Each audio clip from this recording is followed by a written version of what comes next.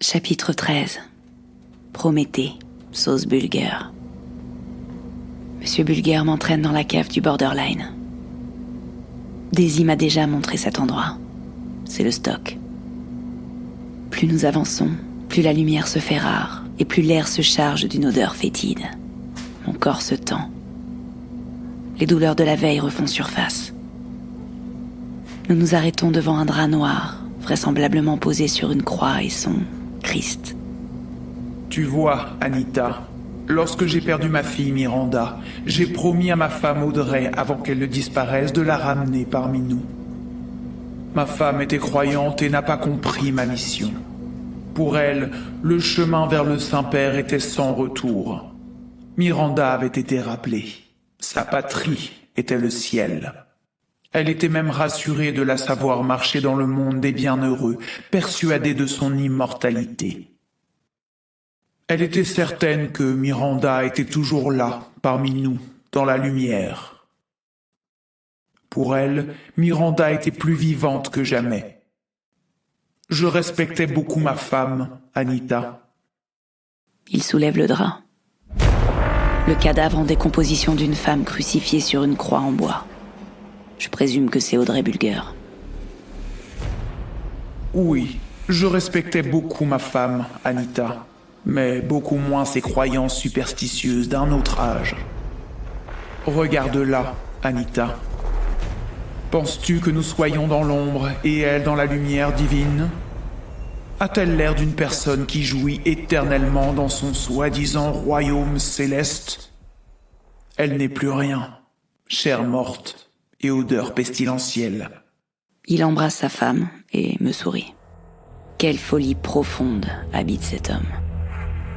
Vois-tu, Anita, je suis convaincu que nous ne jouissons que d'un court moment dans ce monde. Une toute petite étincelle, un claquement de doigts. Il nous faut donc pouvoir en profiter, aimer, partager, rire, pleurer. En un mot, vivre. Il pousse la croix sur le côté. Derrière, une porte en métal. Plusieurs verrous. Une énorme poignée. Bulger décroche un trousseau de clés de sa ceinture. Le passage s'ouvre sur un escalier taillé dans la pierre. Je t'en prie, Anita. Tu es mon invitée. Un courant d'air humide chargé d'odeurs chimiques soulève ma jupe et me harponne. Je m'accroche doucement à la rambarde. Je découvre une grotte souterraine, immense. Monsieur Bulger presse un interrupteur. De pâles lumières jaunes s'allument, les unes après les autres, comme un champ d'étoiles mourantes. Des étagères, des outils étranges, des tables, du matériel scientifique. C'est un laboratoire. J'avance. Médusé. Des bocaux qui contiennent des serpents, des fœtus d'animaux divers et variés, des mixtures aux couleurs ambrées. Des giclées dessinent des silhouettes sur de grandes tables. Ma mère m'a lu le Frankenstein ou le Prométhée moderne de Mary Shelley. Là, c'est une réalité. Anita, je vais te montrer ce pourquoi j'ai besoin de vous toutes pour accomplir ma destinée. Vois-tu, je suis un scientifique. Et j'ai besoin de moyens pour réaliser mes recherches. Recherches qui n'ont qu'un seul but.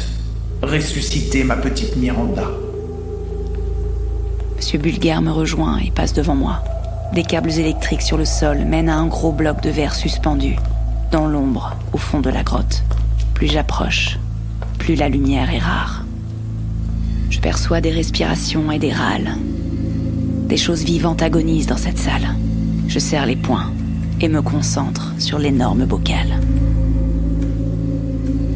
Monsieur Bulger s'arrête devant une machine. Il baisse un levier. La carcasse se met à trembler. Les lumières du laboratoire s'éteignent. Un générateur crépite. Des arcs électriques apparaissent au-dessus du bocal. Il y a quelques mouvements. Un bruit sourd. Une tête d'enfant vient se coller à la paroi.